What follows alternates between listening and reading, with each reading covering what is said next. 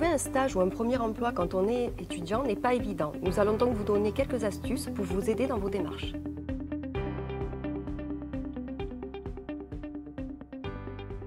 Mais alors, comment rédiger un CV? Alors, il faut savoir que le CV doit être précis et synthétique. Il doit mettre en avant la formation, l'expérience professionnelle et les compétences clés.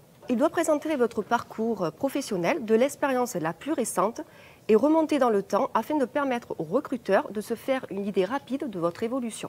Attention, il faut savoir aussi que les fautes d'orthographe sont éliminatoires. Il faut donc bien prendre le temps de relire les documents avant de les envoyer. Le CV doit également mettre en avant 3 points principaux qui sont votre formation, vos compétences et votre parcours professionnel.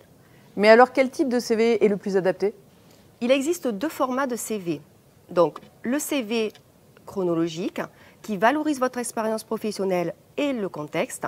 Dans ce cas-là, le recruteur pourra évaluer les compétences mises en avant. Et le CV thématique qui valorise les compétences. Optez pour cette option si vous êtes peu expérimenté ou si vous avez une expérience très diversifiée. Dans ce cas, il faut modifier la rubrique « Expérience professionnelle » par domaine de compétences. Et concernant ma lettre de motivation?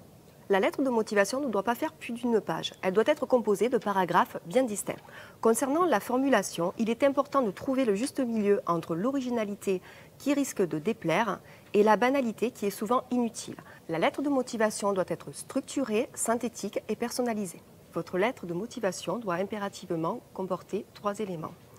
Vous, définir votre intérêt pour l'entreprise, expliquer la raison pour laquelle vous écrivez à l'entreprise, le mois, indiquer vos points forts et votre profil par rapport au poste visé, le nous, expliquer concrètement en quoi vos compétences pourraient être utiles et ce que vous pourrez construire ensemble.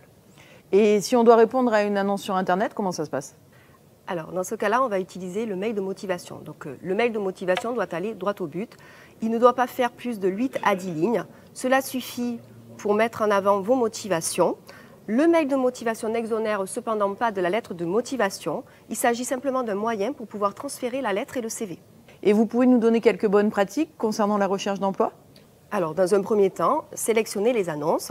En fonction des critères de recherche que vous avez déterminés, prenez le temps de bien analyser l'entreprise, le poste visé et le profil recherché.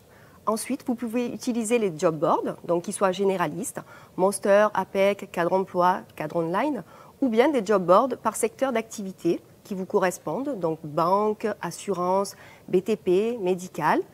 Ensuite, adhérez aux réseaux sociaux pour pouvoir adhérer aux entreprises, LinkedIn, Viadeo, Facebook. Enfin, vous pouvez aussi aller à la rencontre des entreprises dans les job dating, salons et forums. Et comment faire pour bien préparer un entretien? Alors, avant d'aller à un entretien, il est important de se poser les bonnes questions. Pourquoi suis-je motivé? Quels sont mes points forts, mes points de progrès, les compétences que je peux mettre en avant? Mais surtout, quel est mon projet professionnel à court terme, moyen terme et long terme? Et si l'aventure Caisse d'épargne vous intéresse, rendez-vous sur notre site internet, rubrique recrutement.